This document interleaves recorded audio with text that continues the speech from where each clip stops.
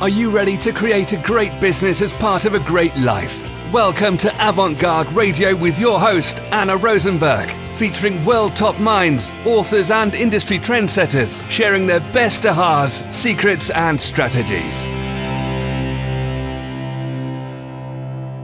Welcome to the show. I'm your host, Anna Rosenberg, and today we'll be discussing the N word, networking. The Washington Post published a study by the global outplacement consultancy Challenger, Gray and Christmas showing that when human resources executives were asked to rate the effectiveness of job search methods on a scale of 1, least effective, to 5, most effective, networking averaged a 3.98, almost a 4, on a scale of 1 to 5. About half of the respondents gave networking the highest effective rating of 5. And this doesn't stop with job searches. Forbes announced that for 78% of startups, networking is vital to entrepreneurial success. To discuss this tool, and most importantly, how it can benefit business and profit growth with grace and ease, we've invited Paul Renaud. Paul is the author of a networking book, Network or Not Work, the choice is yours, and a marketing expert and executive coach. The reason we wanted to share Paul's wisdom and practical experience with our audience today is that he offers a great approach to what it takes to become an effective networker, regardless of your comfort level. Paul walks his talk and will share with us advice, tips, and methods to quickly bring you to the top of your game. He'll show you how to effectively reach more clients, colleagues, customers, partners, and friends with techniques he's proven over the world to increase his network and build a career. Welcome to the show, Paul. Thank you, Anna. I'm very glad to be here. Never before has the world been so interconnected, so global, so interconnected. Understanding that everything we accomplish is done through connections, networking becomes the key to success in a business, career, relationships. Why don't we start this conversation talking about the kind of people you help? Okay, well, the book was intended to cater to novices, that is, people that are not really comfortable or don't know a lot about networking, all the way to the pros. I mean, even the pros, when they read the book, they'll say, you know what? I should do that a bit more. I've done this before, but I sort of forgot. And the book in itself is a good reminder of those little things that even professional networkers seem to forget at times. What do you see as the biggest misconceptions about networking?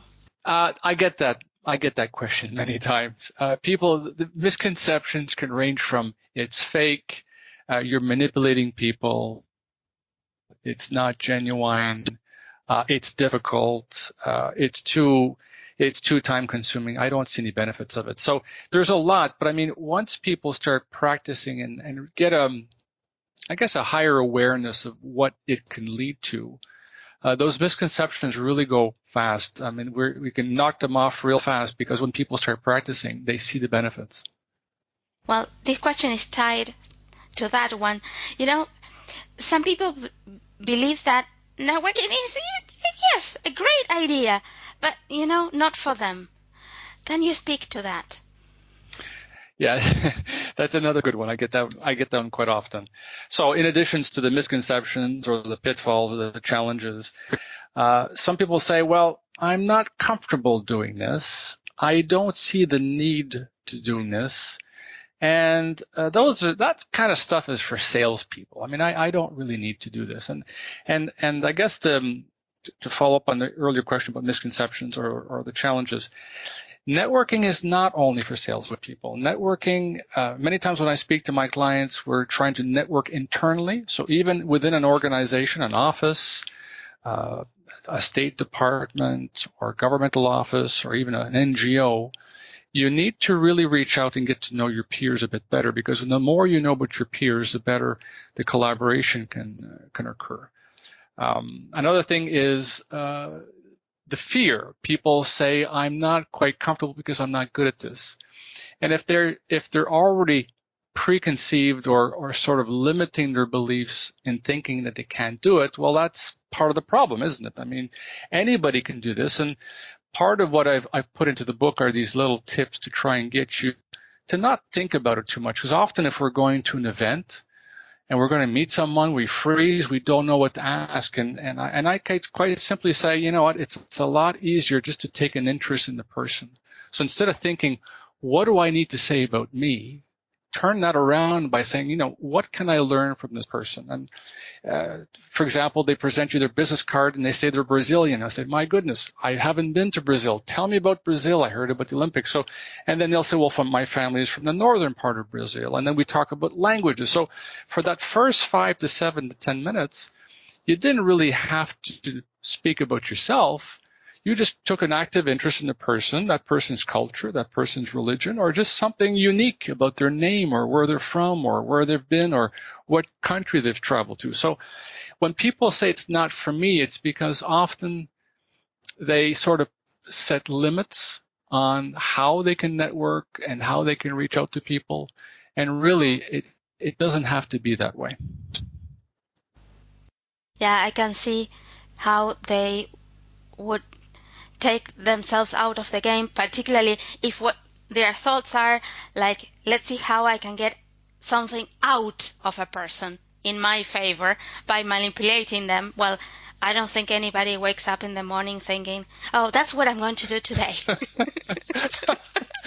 Yeah, I agree with you. The manipulation is, people equate someone who's a good network as someone who can actually be sneaky or manipulate, but no, I mean, I'm the last person you'd ever think is sneaky or manipulative. What I do is I have an active interest in people. I mean, I've understood in my career that you cannot do things on your own. You need people. You need people to help you learn. You need people to help you understand new things. You need people to help you, to guide you in some kind of direction, be it a traffic light or career. But no, the sneaky way doesn't work, and people can usually smell that. They can see it. They can hear it. Whereas if you're taking, as I mentioned earlier, an active interest in a person, you're smiling and you're looking at them in the eyes and you're actually giving them an active listening approach, it's a lot easier. I love that you start your book, a networking book, love the title too, very clear, with talking about the law of abundance. Can you speak to that? Absolutely. This is one of my favorites. I've read the book from Stephen Covey called The 7 Habits of Highly Effective People. And Covey, I mean, it's a wonderful book. He only sold about 25 million copies.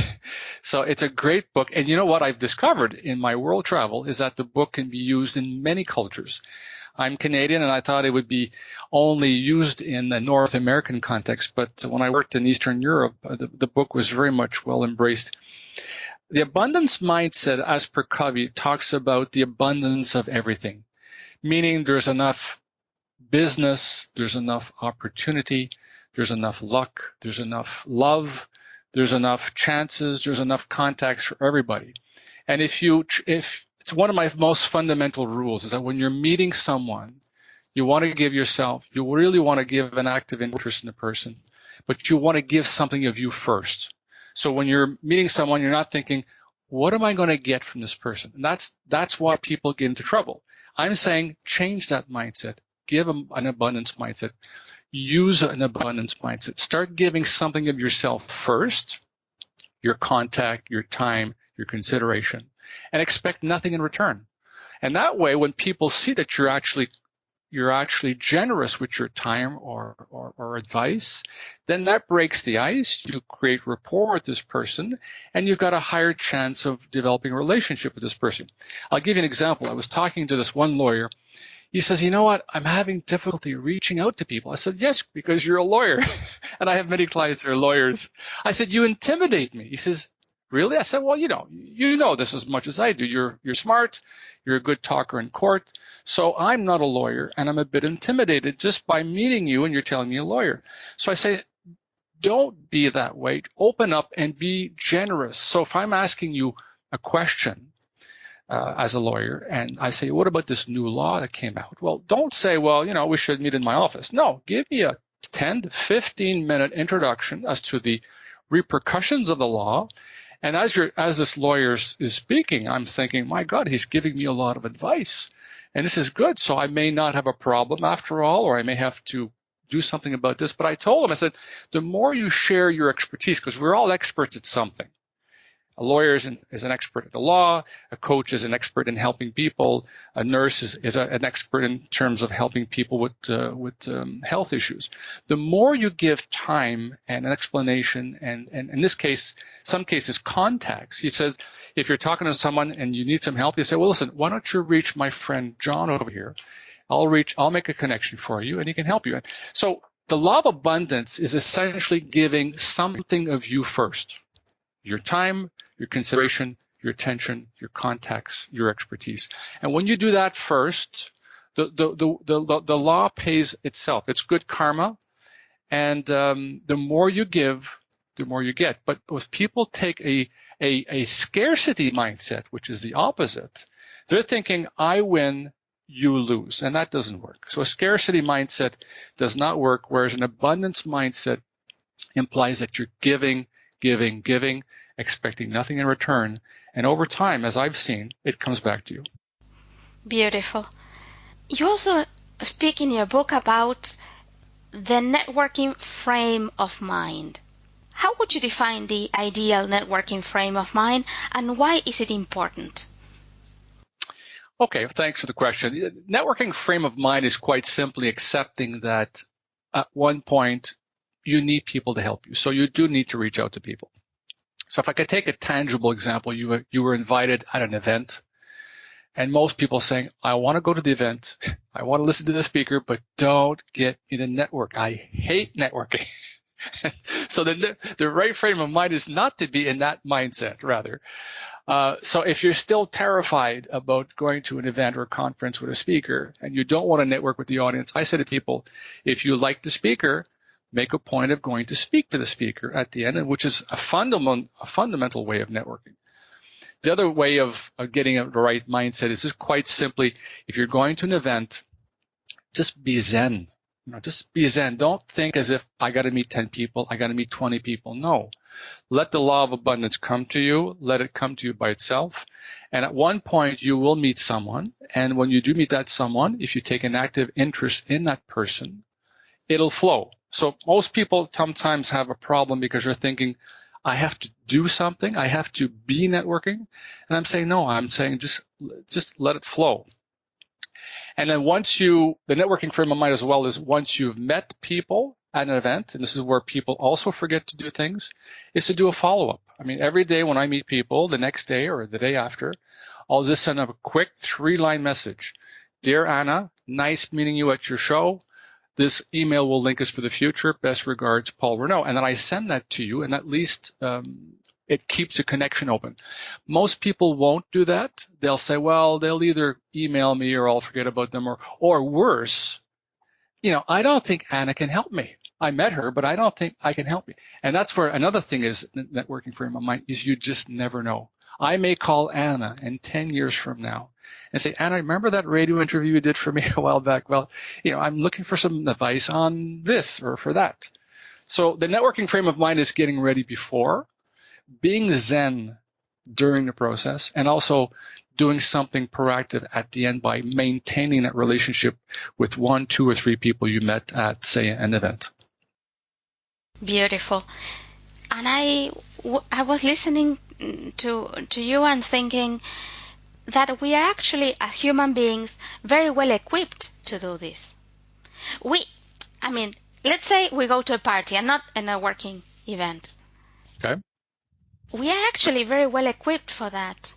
Absolutely. I think that if we clear the mental space from all the clutter of those kind of goals, secret agendas, I have to connect with 10 people or whatever it is the number, or only with people that I can sell to, and we just let it flow, we can all do that.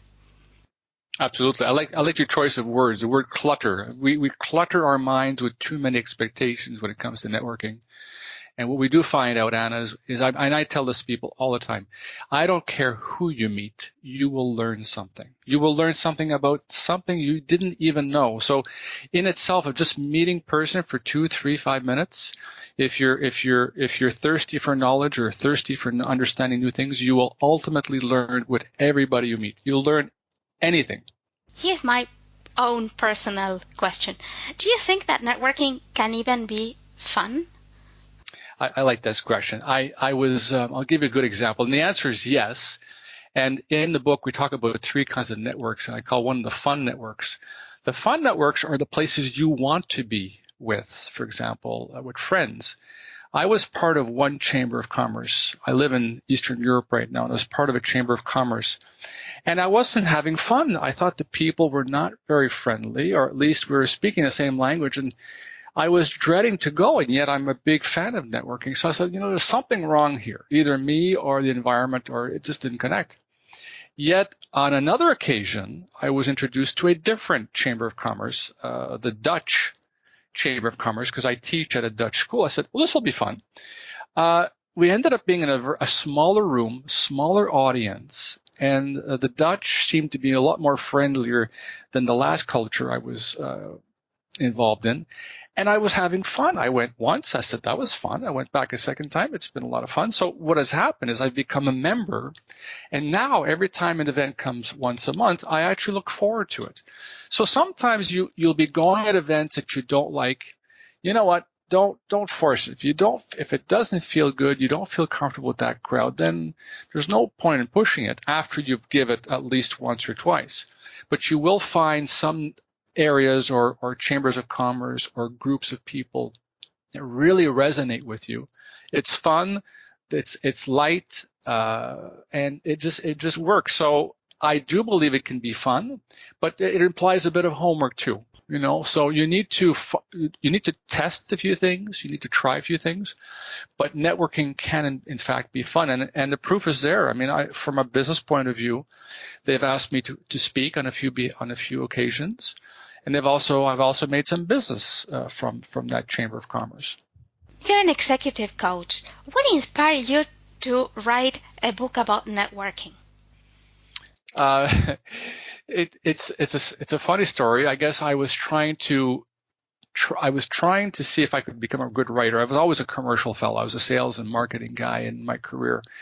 And at one point I said, I want to read more, because if I want to write something, it implies that I've done more reading. So I did more reading, and I was inspired by a few topics.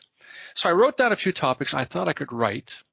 One was, oddly enough, how to survive a recession back in the economic problems. And nobody had any interest in reading my article. So that was my first realization that it's going to be a lot more difficult to become a writer. But I liked the topic, and it didn't go anywhere. But then I had other topics called attitude, leadership. I said, okay, let me try a blog on networking, because I had done networking. I'd lived in 10 countries, and in between jobs, I mean, I had to network because I had to eat, I had a family, and I needed to either prospect for a new job or prospect for a new business. So from one blog became a second blog, and then after that I said, you know what, I've got content here, and all those other topics which had a bit of an approach to reaching out to people and giving out to people. I soon noticed after a while that I had the skeleton of what I thought would be a good book. So essentially I put together some writings that I'd prepared, but I also knew that I could speak many, many times about networking because it's something that helped me. And more importantly, I was able to network in foreign countries being a foreigner. So the challenges are even greater when you're in a different country because you don't know anybody. They don't know you. They don't know your culture. And they're not really going to help you sometimes because either they're shy or they don't understand your culture. So I said, if I can make it as a networker in a foreign land in 10 countries, let me try and put that knowledge together. So in addition to the topics, I also reached out to those cultures, the people from Brazil, the people from Thailand, the people from the Czech Republic, the people from Congo. And I said, listen, tell me, how does networking work? We work together. at one point, but when you want to reach out to someone, explain to me how this is done. So they all gave me a really cool, one or two cool examples of how networking is done in, say, Brazil or Thailand. And that's what inspired me. I thought, you know what, people can learn from this, and it is a self-help book. And I want people to use the book as a go-to handbook and to sort of help them get to the next point. And the nicest compliment I got is, Paul, I can hear your voice. You're trying to help me. So I don't think I'm a good writer, but I was able to put content which helps people was my goal. Yeah, and something I said in the introduction, and I truly believed, is that because you actually did use networking and you did get results, that's qualified advice, right? Well, yes, it's not theory, right? Oh, that's what made it a lot easier to write, because it was based on personal experience. Absolutely. But again, I don't want to say it's easy. It wasn't always easy. I've made mistakes. I've made cultural boo-boos. I made, in French, as we say, the faux pas. And some people would tell me, but that's how we learn too, right? By making the mistakes. Now comes the difficult question. Are you ready? Absolutely. Can you give us your number one tip, a networking tip, to reach more clients or more customers? Yes, I guess the one that comes to mind, it's a little bit of the law of abundance we talked about earlier, but I guess it's this expectation. And the one tip I tell people is that if you give your time or you meet people to get something in return, you lose. This is the scarcity mindset I was saying earlier. So the number one tip is go out, meet people, give something about yourself, and don't expect results overnight. I can tell you, in the country where I'm currently living now, in Romania, it's taken me at least 5 years to get my business going. And I knew people before. So one has to be patient when it comes to networking. So to expect results overnight is just foolish. And you're just trying to squeeze a lemon. You're trying to make this networking thing work faster. It doesn't work that way. You got to give it time. It's like growing a plant. You can't tell the plant grow faster. You can't give it more water or more sunshine. You got to do a little bit. You got to sort of give it some water, give it some attention, maybe speak to the plant if you believe in that. And but you got to give it time. And when it comes to networking, don't expect results overnight. Is my number one tip. I have the feeling that as human beings that we all are, that we have kind of a radar, and we sense when people are trying to push their own agenda or they want something in return. Like, we might not be able to name what's happening, but we do know that there is something that doesn't flow there. So if we actually take the time to go network, trying to do it faster, to push our agendas faster, is actually a waste of time. It is. It is. And plus you're not letting the laws of attraction helping you either.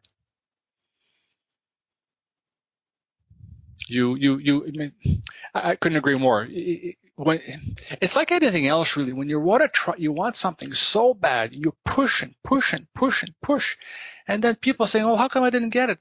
Well, at one point, you got to put yourself in gear. You got to sort of want something. You have to do the homework and the prep work to get something. But eventually, if you've done your homework, it'll come. But if you push it too hard to a point where it becomes an obsession, then it becomes counterproductive. You're not reaching out. You're not opening yourself up. You're not being zen with people. So I guess I was doing that in my career too. I was getting a little frustrated that I wasn't meeting enough people. But over time, I've learned over the years. I had a perfectly good example today. I was meeting a client with my partner, and I'm thinking, you know what? If we do business, good. If we don't, no problem. And the minute I start thinking that way, it was so funny. The interest from the client was like, okay, now we really want to do this. We want a proposal. And it was so funny because if I look at what I'd done before, when I was pushing too much to either build rapport with this client, it would come across as fake. It would come as if I was desperate. It would come as become perhaps too aggressive. So at times you need to do your homework. There's no shortcut when it comes to success. You got to do your homework. But at one point, you got to let it go. And that's what I'm saying earlier. When you do network with people, you are Zen, and you do take an interest, a genuine interest in people, they'll feel it. They'll want to be with you. Whereas if you're too pushy, they'll go, oh, no, this person is just too overbearing. Yeah, I think the radar also works for this person has my best interest at heart. It works that way too. We also sense that they are not just pushing for what they want. Absolutely. What would you like to leave us with when it comes to building networking confidence?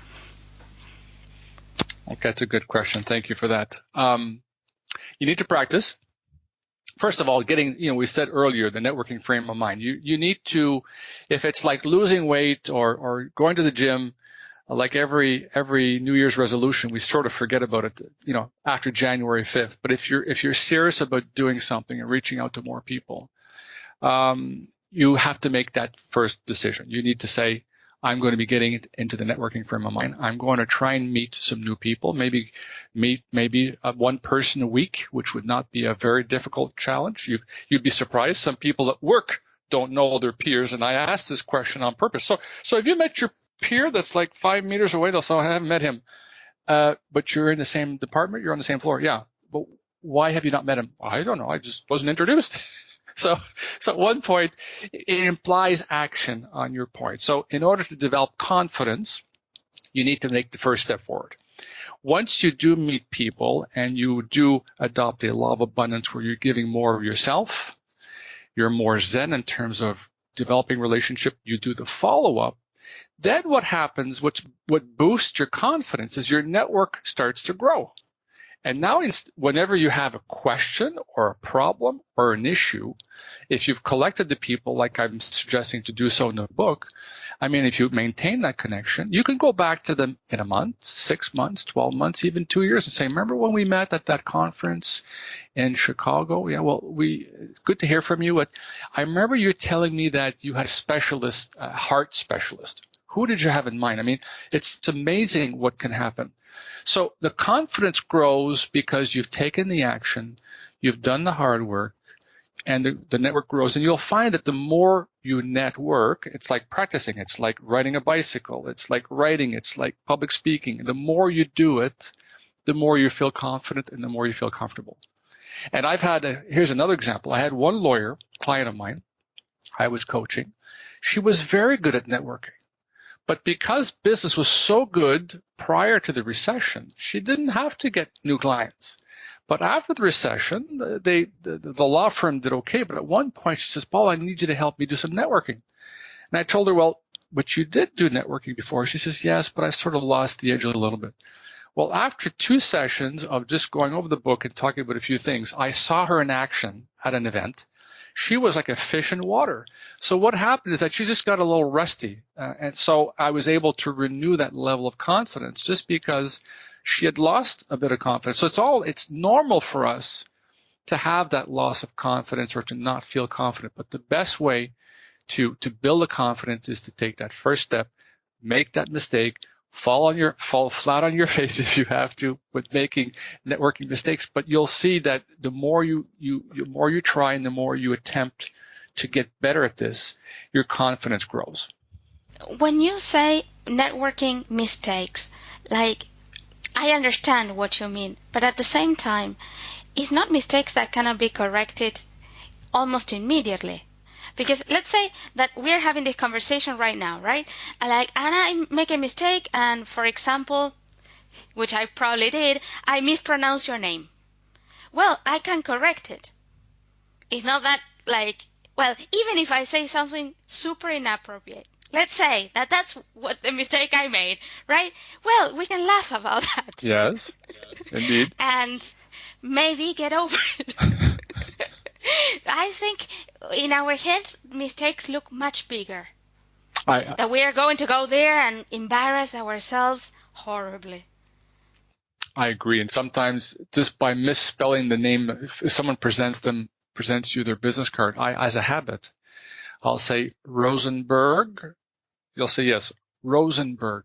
Yes. Did I say it properly? Absolutely. You say, yes, Rosenberg. Okay, good. And as you're saying it, as I'm saying it, I'm picturing it in my mind so that at least I know I said it properly. Now, for us, it was a bit difficult because we're doing this over the phone. But when you're meeting people, it's one of the things I say as the first thing is when you're seeing, if you didn't quite hear their first name, get them to repeat it. And there's nothing more pleasant than to hear someone say our name. Is your name Paul? Yes, my name's Paul. Is it Paul? Yes, it's Paul. I mean, and it's just music to my ears to hear someone say my name 3 times. So yes, it is. At times it could be a little embarrassing. But when you make those mistakes a few times, you learn from it. But often, if you make, and this is the fun part, if you made a mistake and you made a terrible mistake with your name and you admit it to the other person you made a mistake, the next time you speak, you could say, hey, I hope I didn't mess up your name this time. They said, no, it's fine. You did fine. You messed it up the first time enough. Now I know that you're not going to mess it up. So you can have fun with this too, because we all make mistakes. I mean, as kids, we're used to making mistakes and we accept it. But as we get to become adults, we sort of think, well, it's not cool or it's not appropriate to make the mistakes. And I said, bananas to that. You're going to make mistakes and that's how you learn. How can people find out more about your work? And how can they get a copy of a networking book? Well, thank you for asking, Anna. I mean, the best way to reach me is through my website. It's www.paul-renaud.com. It's my surname, Renaud. So paul-renaud.com. When you go to the website, you'll see what I do there. And there's also a link on that area where people can click for my networking book website. So by clicking on that, you are also redirected to the book site. And on the book, you can either order directly from me if you want a personalized copy, but there's some websites, online websites that do a very good job of promoting my book. And audible.com is coming up soon. So if people want the CD version or the MP3 version, that'll be coming up soon as well. And that's obviously the perfect note to complete our interview today. Till next time, remember, your awesomeness is portable. You can take it with you anywhere. You've been listening to Avant-Garde Radio with Anna Rosenberg. To learn more about the resources mentioned on today's show or to listen to past and future episodes featuring world top minds, authors and industry trendsetters, visit avant-garde-radio.co.business.